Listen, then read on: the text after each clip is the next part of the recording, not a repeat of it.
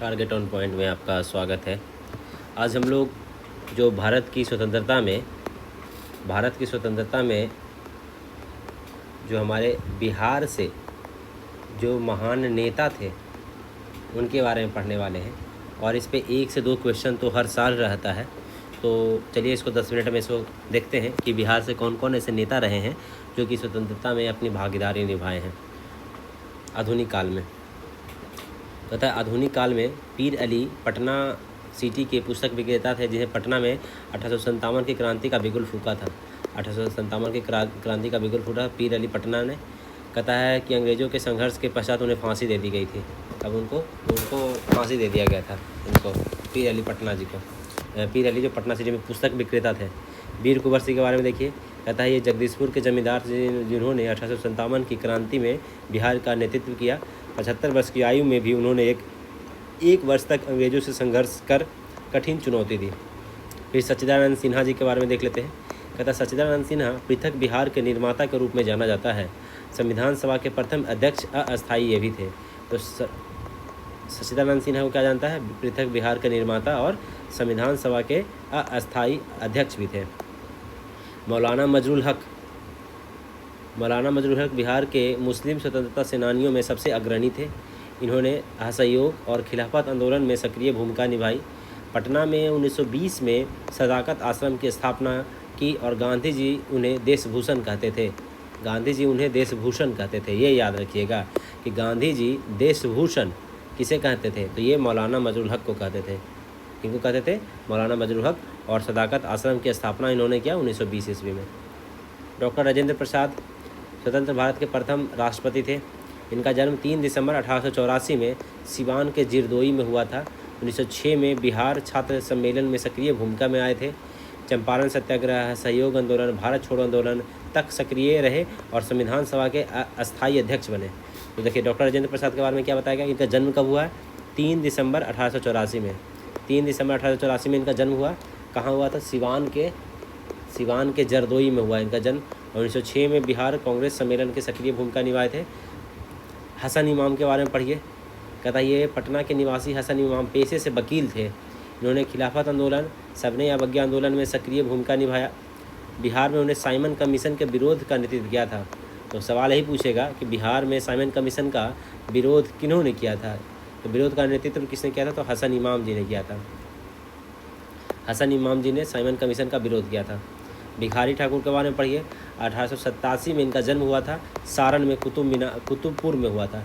अब देखिए एक मैप बनाते हैं, उसी में सबको हम दर्शाते हुए चलेंगे आपको, ठीक है?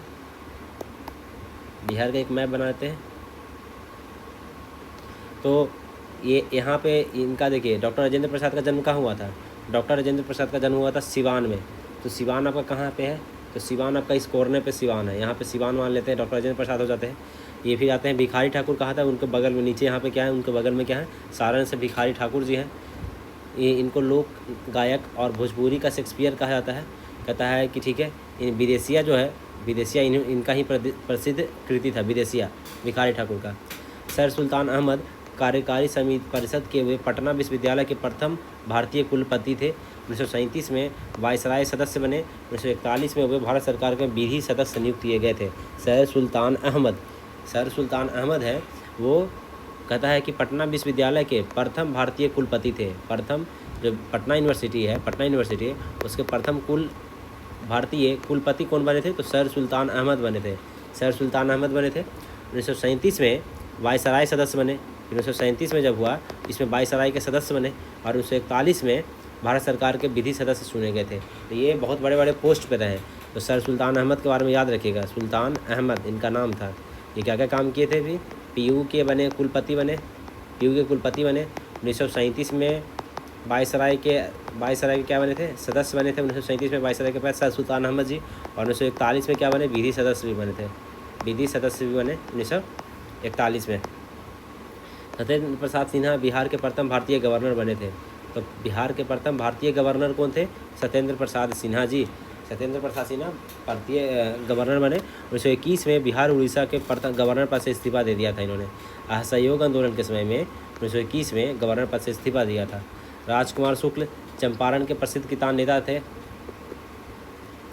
किसानों की दुर्दशा के प्रति कांग्रेस और गांधी जी का ध्यान खींचा था।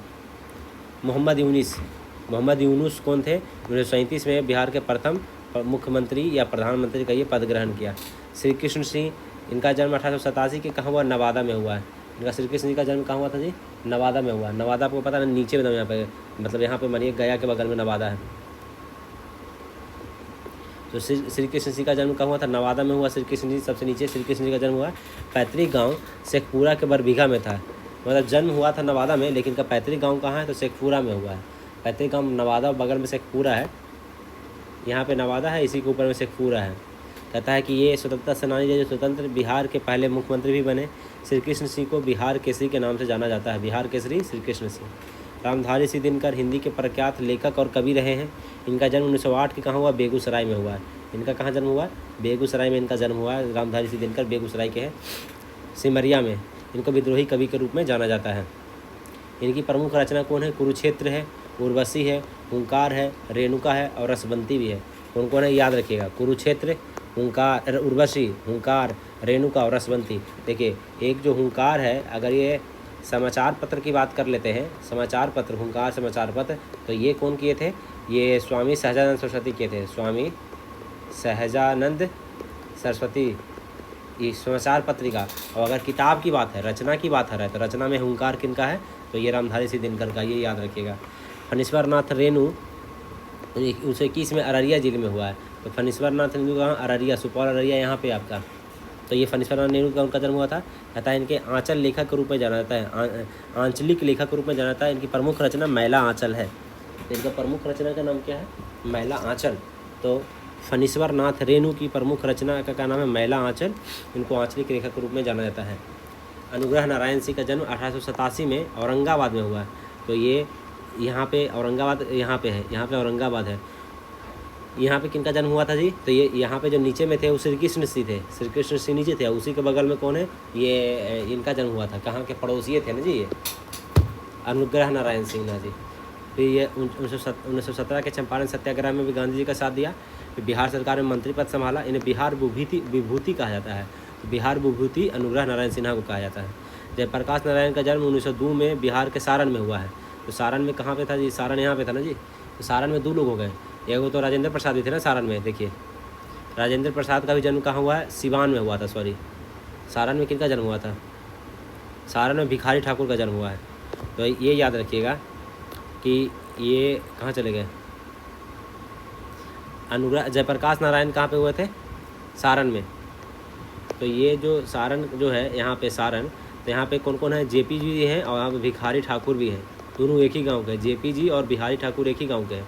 और यहाँ पे सिवान में कौन है? राजेंद्र प्रसाद है, आरपी साहब हैं। 1942 में क्रांति के विशेष भूमिका निभाई, आज़ाद दस्ता का गठन किया। 1975 में उन्होंने संपूर्ण क्रांति का नेतृत्व किया था और 1965 में इन्हें मैगसेसे पुरस्कार सम्मानित किया गया था। 1965 में इनको मैगसेसे पुरस्कार भी दिया गया है। ठीक है।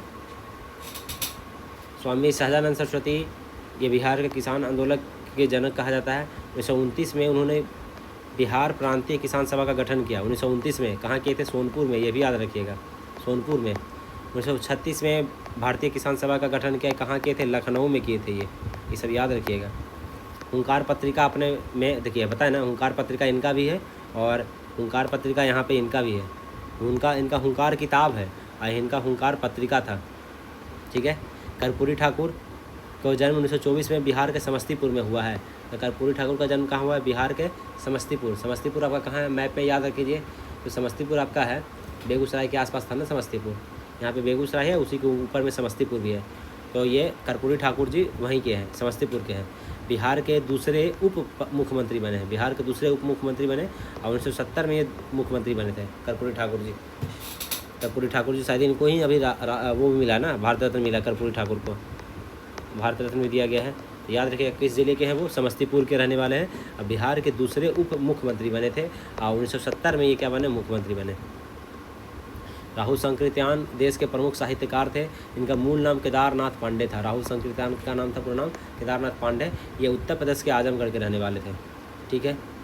ज्ञान भंडार और उनके लिए महापंडित की उपाधि दिया गया। इनको क्या दिया? महापंडित की उपाधि भी दिया गया था। ठीक है।